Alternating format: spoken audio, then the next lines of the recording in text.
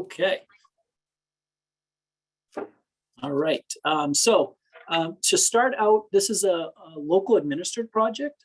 So what does that mean? It means that the city of Lewiston is administering this project, but it truly is a state DOT project. It does have state and federal funding on the project.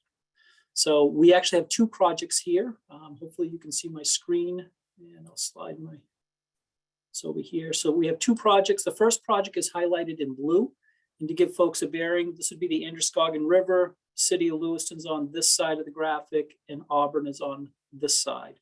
We have Central Maine Medical here. We have Bates College over here, Russell Street up here. So the first project is the downtown area of Main Street. So it starts at the bridge at the James Longley Memorial Bridge and continues north on Main Street all the way up to beyond Russell Street and up to Pettingill Street, which is located right in this area. The limits of the blue project are 1.4 miles. We have a second project that has a very similar scope on the northern end of that job. So it starts at Pettingill and it works up, it continues up past Strawberry Ave. Those project limits are 0.2 miles in length. So we'll be talking about both projects tonight. This graphic has a lot of information here. These are the color hearing graphics that we would typically produce for a DOT project. And we would usually print these and put them on the wall, and people would come to a public meeting and they could see them. Unfortunately, with COVID, that's not possible. So we're going to walk through the graphics in the video tonight, but these graphics are available on the city's website, where Jeff mentioned they were. So you can go in, these are PDFs, you can go in and grab them, take a look at them, zoom into your property to see what's being proposed around your area. And generally speaking, we have three different views here. We have a plan view. This would be an aerial view looking down on the roadway. Then we have these graphics here. These are profiles. So it's the hills and valleys as you travel the road. For instance, Androscoggin River is over here. You can see that's kind of the low point, and then you head up Main Street as you head away from the river. And then we also have these little details here, which are typical sections, and they kind of show you what are we doing in the road, what's cross slopes, the widths of the lanes and the sidewalks, and how much pavement and gravel are we putting in. So we're not going to go into a lot of detail on the profiles or typicals tonight. We're going to focus on the plan views. So what is our scope of work? So this is not a full reconstruction of Main Street, unfortunately. We're not going to rebuild or widen Main Street. This is a pavement preservation project. So the road out there is paved curb to curb, and the pavement is in poor shape. And so we're looking just to repave the road. We're going to go in and mill 1.5 to 2 inches and repave it and correct cross slopes as we do it. As we do that work, we're looking at sidewalk areas, and areas of sidewalks that are non-compliant. They don't meet the latest standards. We're going to repair those areas. So we are looking at sidewalk improvements, ADA ramps and landings at crosswalks. We have numerous signalized intersections along the corridor. We're going to be taking a look at those areas. We may be making some pedestrian improvements at those signals. Some of the push buttons don't necessarily work. The signage, the ped lights may not be compliant, so we're going to be upgrading those. And we're doing some minor intersection work as well. So this graphic here talks a bit about what is Main Street, what's the characteristics of Main Street. So Main Street is not just your Main Street, but it also happens to be a state road. That's why DOT is involved. So it's State Route 202, Route 100, and Route 11. In terms of volume of traffic, depending on where you are within our project limits, the volume of traffic varies from 14,000 cars a day up to 26. You're in the higher volumes near the downtown area and actually out near Russell Street. It is a corridor priority 1 and 2. In town, it's priority 1. As you start heading out of town, it's priority 2. What does that mean? DOT classifies all of their roads. It used to be 1 through 6. I think then it went to 1 through 5. It might even be 1 through 4 now. The higher priority roads are classified as the 1s and the 2s. Lower priorities are 3s and 4s. A local town road would be a 4 or lower.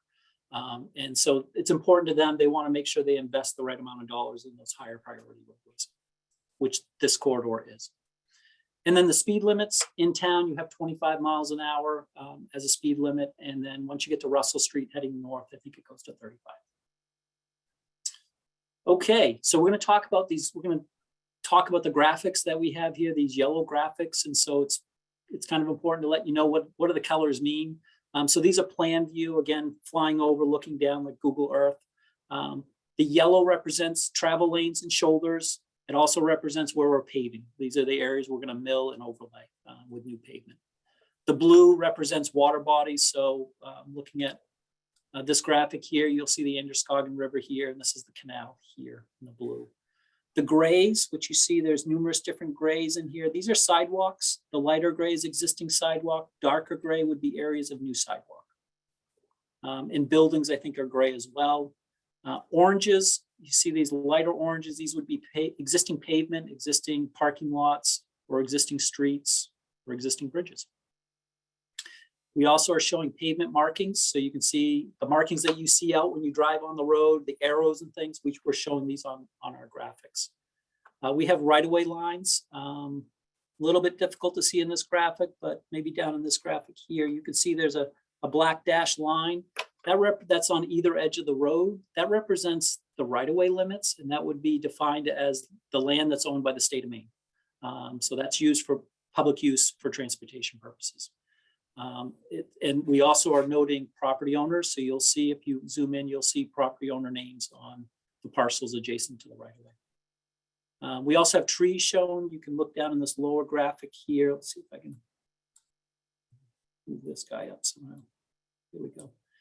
If you look at my cursor, you'll see green circles. Those are trees that are not impacted by the project. Red circles are trees that would be impacted. So you can kind of look at your graphics there. So with that said, I think I will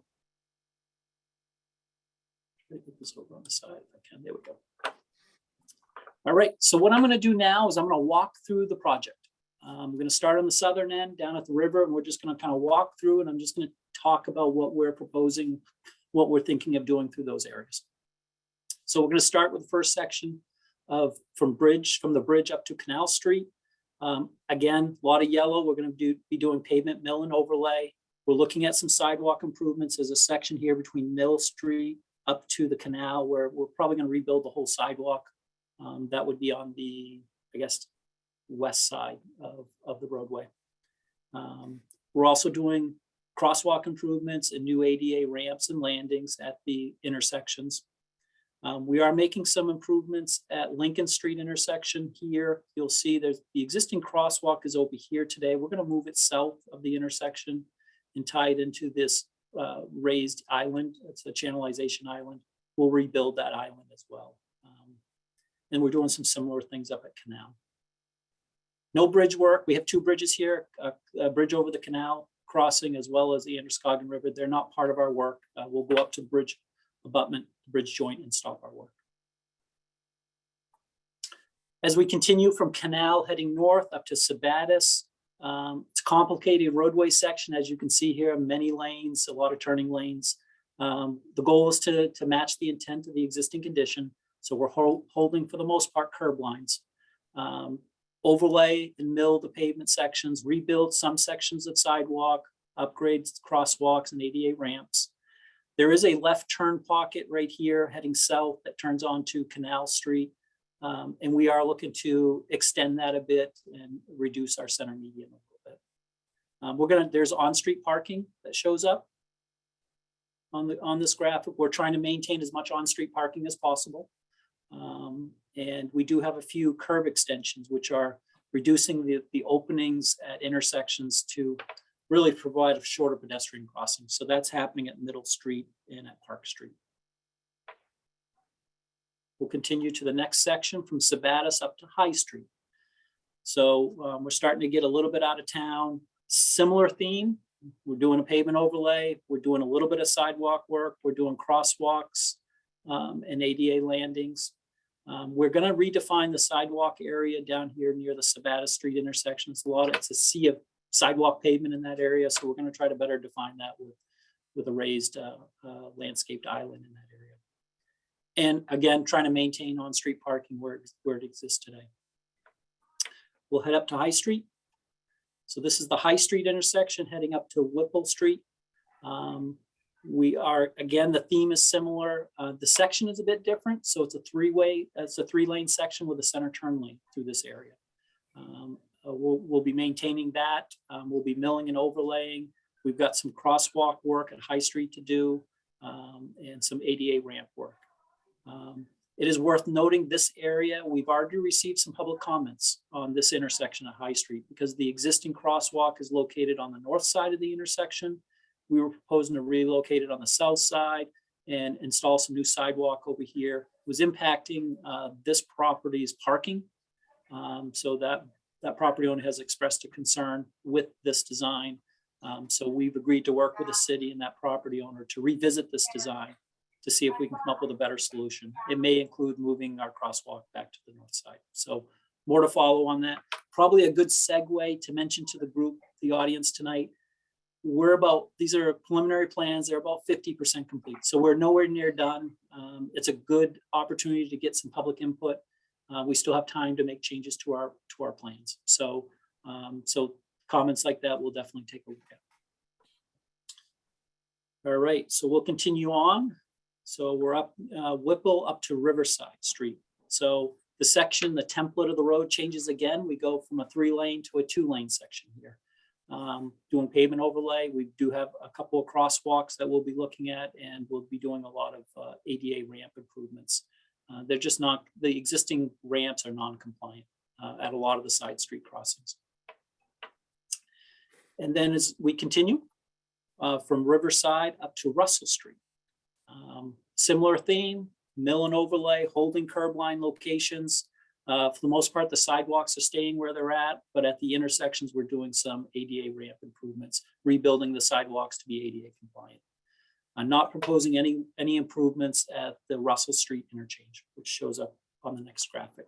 So here is the core of the Russell Street interchange. Your 4 ramps are located here, here, and here, and the bridge, Russell Street Bridge over Main Street is right here. So holding the curbing locations, milling and overlaying, restriping. We do have some pedestrian improvement work happening on the north side, as well as a crossing here on the south side of that interchange. So, and then this continues, I think, yeah, this is Pettingill Street here. So that's the northern limits of our first project that we talked about. So we've gone all the way from the Androscoggin River all the way north on Main Street up to Pettingill Street. The next section of the project will be on the next slide here. It's a bit of a different view. And so this is, give you the perspective. This is Pettingill Street here. This was the Russell Street interchange. So this is heading north on Main Street. The scope would include from Pettingill Street up to Strawberry Ave and just beyond Strawberry Ave. So what are we doing in this section of road? Things very similar. So we're going to do pavement mill and overlay. I think it's a 2-inch. We may do 2-inch on the whole corridor. We've got a pavement scoping meeting, I think, next week on this project that we'll be talking about that a bit more. There are ADA and ramp improvements happening at the Strawberry Ave intersection. That's a signalized intersection. So we'll be making improvements there. There is a portion of curbing, let me see if I can move this, just south of Brooks Ave in this area here. The curbing is not in great shape. It's the reveal is too tall and it's leaning. So we're going to reset some of that curb in that area as part of this overlay job. And then additionally down here near Libby Ave, there's a utility pole that feels like it jumps right out in the road. It's been hit numerous times. So we're going to look to kind of reset that further away from the road. Mention some signal improvements at Strawberry Ave. Otherwise, we're maintaining the striping that's out there in the lanes that are there. Okay, so we'll continue. I've got a few more slides. Anytime we do a design project like this, there are some ancillary tasks that we need to coordinate, and those include utilities, environmental, and right-of-way. So from a utilities perspective, there are utilities that are inside the state's right-of-way, and some of the work we do will impact it. So in terms of overhead utilities, there are several utility poles that we will be requesting they be reset by the utility companies. In terms of underground, I know the sewer and water and drainage underground really shouldn't have any impacts to them, aside from maybe adjusting their surface structure with the overlay work. Environmental, so any project that is state and federal funded needs to go through a formal environmental process where they determine what environmental permits might be required. That process is ongoing, and we'll be finalizing that information and securing the necessary permits as part of final design. And then the right-of-way process, I mentioned that the road, there's 2 right-of-way lines, and that width of that road is owned by the state of Maine for public use for transportation purposes. So those existing right-of-way lines are shown. We're also showing our design and our grading limits, and there may be some areas where our grading limits go beyond those right-of-way lines.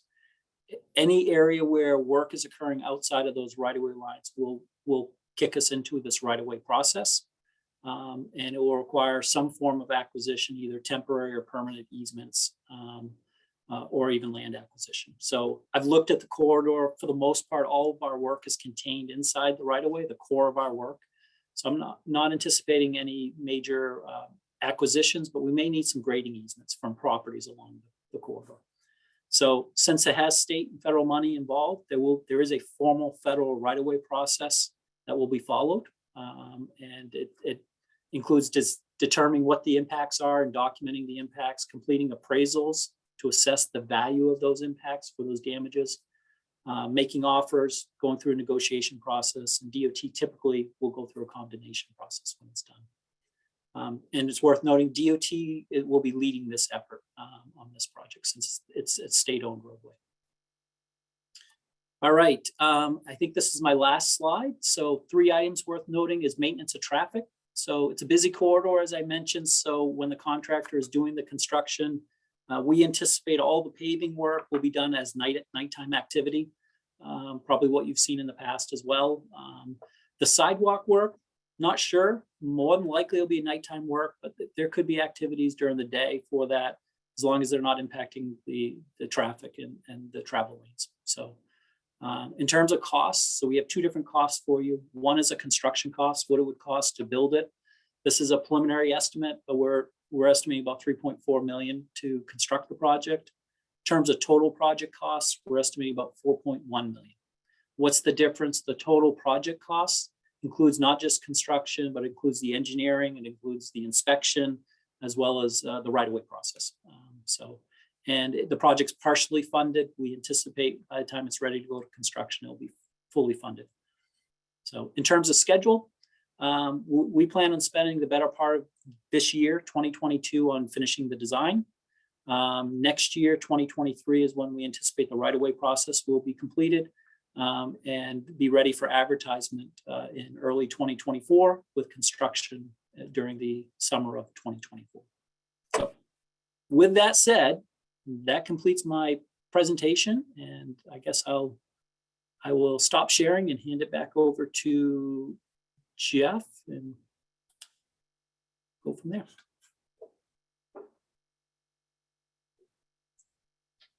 Great, thanks, Don. I've been trying to respond to comments as they come up. I will open it up to any. Well,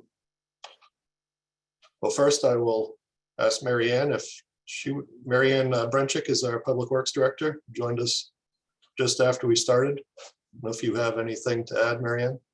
No, just excited about this project. It's got lots of little pieces that get added to other projects that we're doing. So there's some other pedestrian rapid flashing beacons that we're doing in that area, and just trying to get all the work done at the same time. So this is a major corridor that obviously is a highlight for us, and pedestrian friendly and bike friendly is important as well. So thanks for hopping on or watching this at a later time.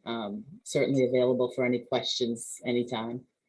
So feel free to contact Public Works. So yeah, I think in kind of maybe answering some of those questions that are in the chat might be helpful. Yep. And I guess as we start to look at those, I'll mention, I didn't mention the presentation, but I intended to.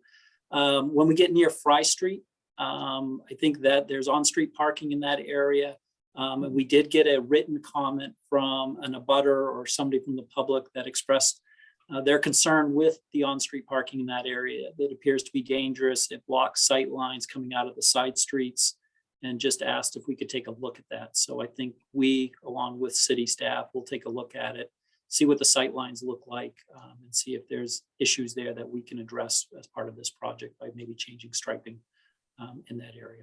So I think it was indicated it's the area that's closest to Bates, and maybe the students at Bates College use it for parking on a daily basis. I see Linda Scott is the city councilor who was on that message, so I will allow her to talk.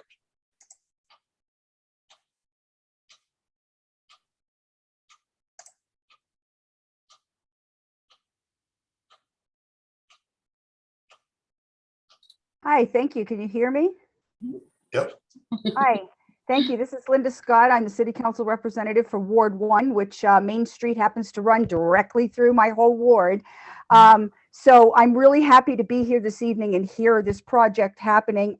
If I could, I have a couple of comments and a couple of questions I'd like to ask, if you don't mind. So I've gotten a lot of response from constituents in my ward, particularly those that live in the Sunnyside neighborhood and those that live just around the Fry Street neighborhood. As you stated, you did get a comment from somebody about Fry Street. So I'm happy to hear that that is being looked at and brought up. I actually got well over 12 emails just today from folks about the Fry Street intersection in particular. And what I hear consistently from folks, and just so that you're aware, I live on Pettingill Street and I walk this corridor all the time because I was working at Sandcastle, which is down off Strawberry Avenue. So I walk this area quite a bit. But what I was hearing a lot was that the Fry Street intersection, particularly where the parking next to that intersection is so close that people are having a difficulty when they're getting to the intersection to make either a left or a right-hand turn onto Main Street. They cannot see the oncoming traffic in either direction because cars are parked so close to the corners at Fry Street. So I think that that is something that you really need to look at. And in respect to the other side of the street where we have our Sunnyside Park neighborhood that comes from Riverside, Whipple Street, Whitefield, all the way down to High Street, I got to tell you, for somebody that's lived on Pettingill Street and lived in this ward for 21 years, that is probably one of the most difficult neighborhoods to get out of, particularly to make a left-hand turn on. It is so hard to do and so difficult for neighbors in that neighborhood to get in and out onto Main Street.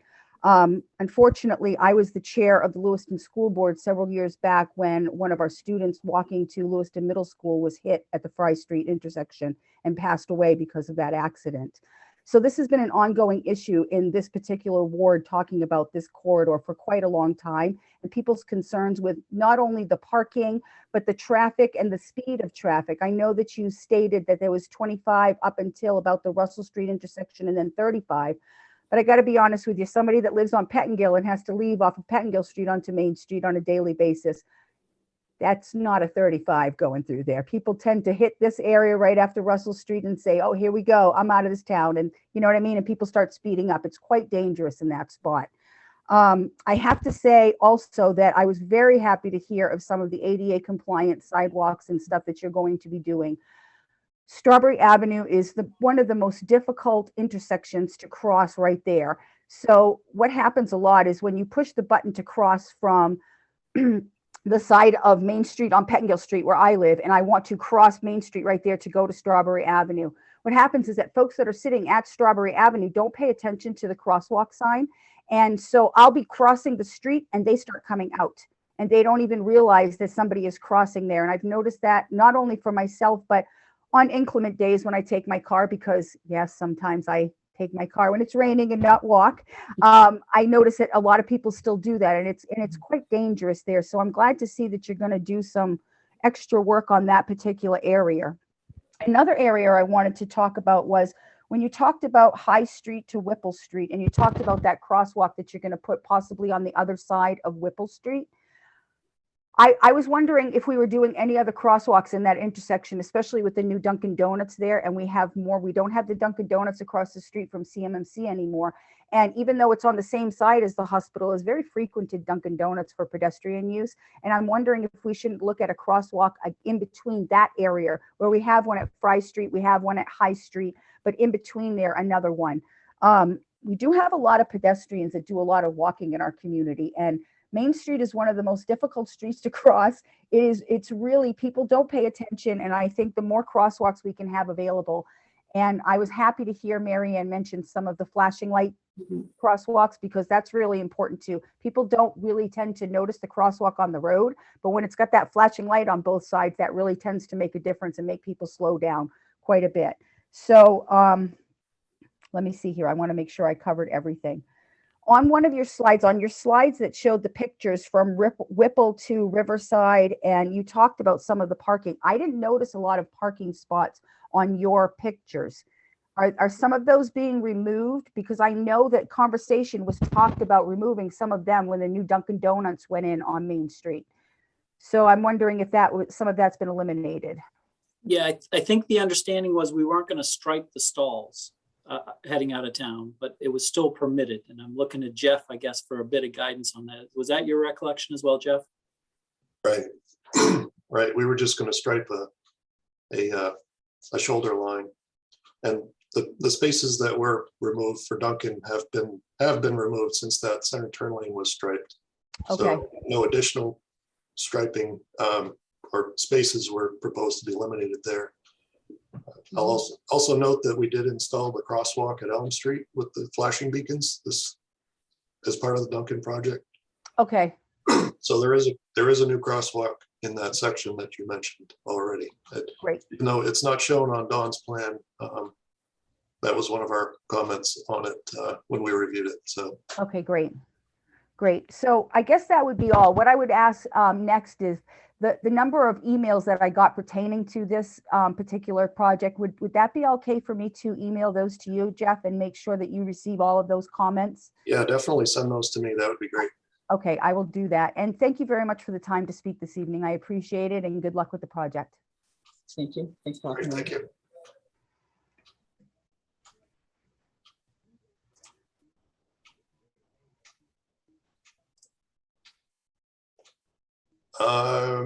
Not seeing any more hands up. There's a few comments in the chat.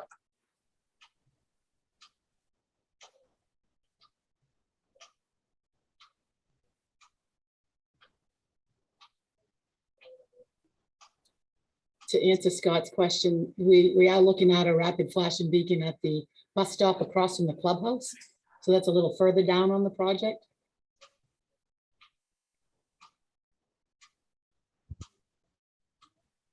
I'll add that we're also adding have a separate project to add a crosswalk and flashing beacons out at Montello Street also. No, that's outside of this project, but that is another LAP project going on.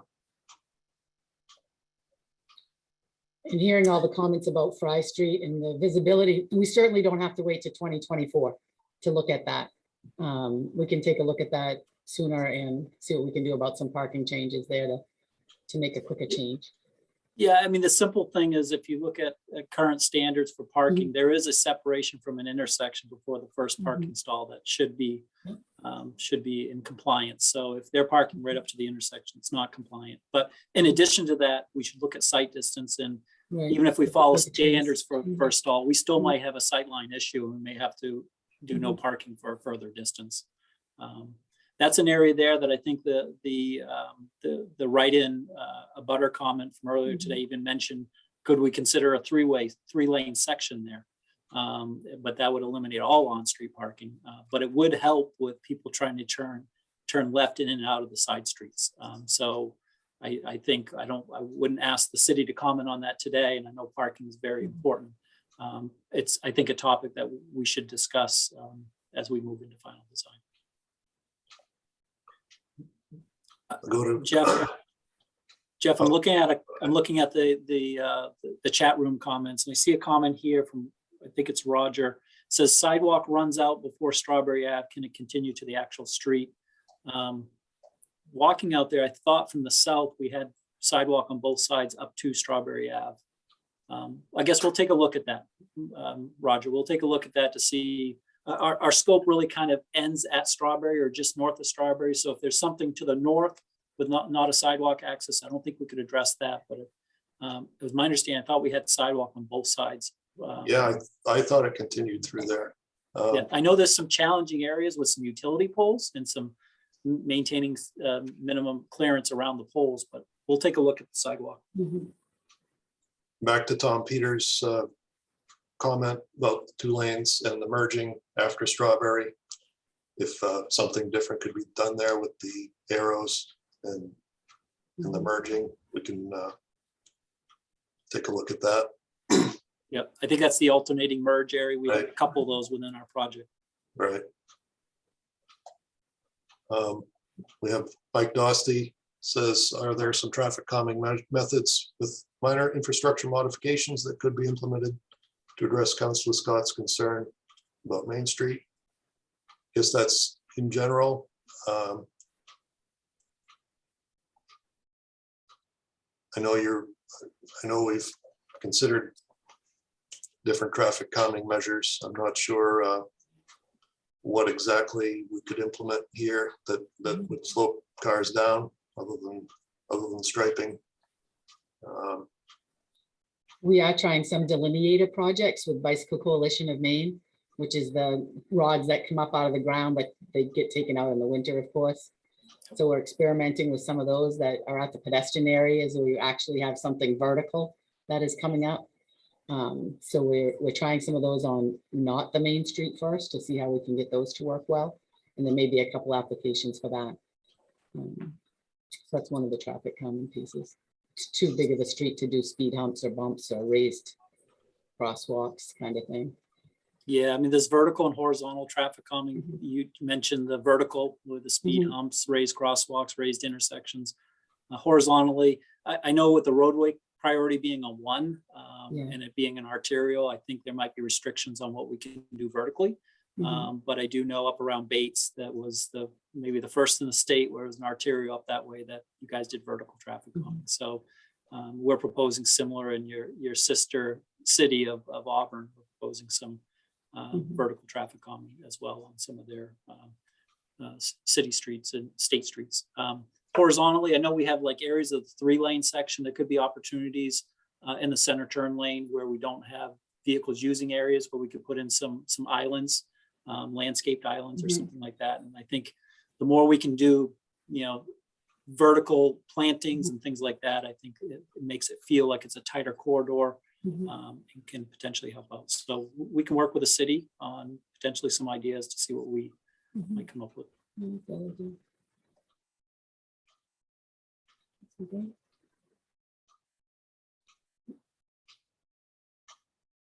I did want to mention that, some people might be watching this as a recording later, is, to feel free to email questions so that we're not going to look at this chat again. Don't put your questions there, email them to us.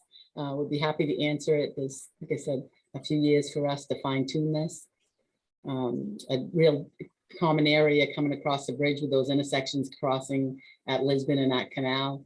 Those will be textured, they'd be a little bit wider, so you can't really see that in this plan, but we're giving them more emphasis as well. That's a kind of a traffic calming piece when you change textures. It is. Yeah, there's a comment here. Can we just simply reduce the speed limit? And you can try. You have to request it formally from the city to the state, and then the state would do a speed study. The speed study would do their own independent assessment of whether the speed is properly posted, should be reduced, or should be increased. Right. So there's unfortunately no guarantee that the DOTs would come back and say, we agree and reduce the speed limit. And we did look at considering that for heading out towards Martin's, like heading towards Green, past Strawberry, and felt like we'd end up with a higher speed limit because it goes with the average traffic, and we don't want it to go with the average traffic. We want to really, like you said, changing some of the physical aspects that make it feel more neighborhood and feel safer to cross. So those probably are the right speed limits. People aren't going them, but. You want to talk about the lane widths, Dawn? Yeah, I just saw that. So I believe we're proposing 11-foot lanes and in some cases 10-foot lanes. So for this type of roadway, DOT would request 11 to 12-foot lanes, I think. But they do allow 10-foot lanes if the existing lanes are 10 feet today. So we do have some areas where we do have some narrower lanes, but that's another area where we can help control speed. If you make the lanes a Mhm. bit tighter, Mhm. they don't feel like it's a interstate freeway and they can go Mhm. at higher speeds. So we're trying to make the lanes as tight as we can. We're pinched, in all honesty. The curb to curb width is tight. We struggle to get wide shoulders. Anywhere we have 1-2 foot shoulders in multi-lane sections. And it's probably not quite what DOT would like to see, but it's an existing condition. And if you look at our scope of work, what we're trying to do, the scope doesn't include widening the road to accommodate acceptable shoulder widths. So generally speaking, 11, we have some areas of 10 feet for lane widths.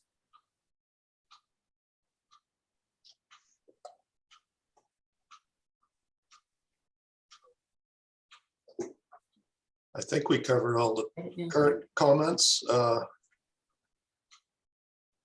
anyone else has any final comments to add, or raise your hand if you don't feel like typing.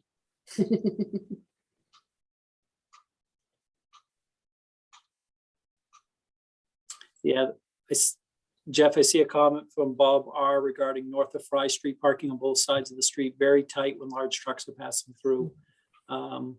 I had Travis, our designer, take a look at what the widths are out there. And I think generally speaking, from center line to curb, we were at least 19 feet. So if it's 11-foot lane, 8-foot parking or shoulder for parking, get you to 19 feet, but some cases even wider. But yeah, we would agree it does.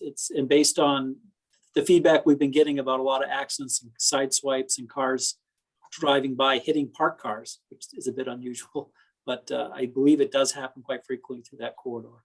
So we'll take a look at it with the city. And note to Barbara is that all the city councilors' emails are right on the website. You can email them right from there. In case you don't write it down here, is that they're right on the city website. So Linda, she did add it too. It's pretty straightforward.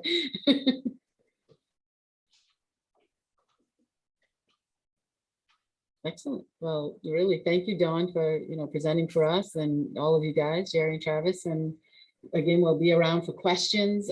This will get posted. The pictures that show the road and this preliminary design is there, so you can blow them up, look at what's in front of your house, and we'll continue to keep you updated.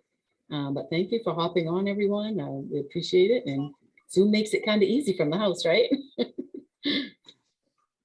Yeah, I'll also note that the video from this will be available on the city's YouTube page probably tomorrow. So if anybody wants to, if Linda, if you get more questions, or if you want to reference people to that or to the documents that are posted on the Public Works page with Dawn's presentation and the plans, definitely do that. Excellent. Awesome. Thanks for being our IT expert, Jeff. I delegated that to him. It's my You did first great, time. Jeff. And I'm saving the chat also, so we will have all of these comments to refer back to. So Excellent. we will read them again. Mike just added one more about adding, making it look less like a freeway. So I think we'll be evaluating any trees that we can add to beautify things, possibly making the islands look a little bit nicer, that sort of thing. So, all right, great. Thank you, everyone. Thank you. Thank you all. Thanks.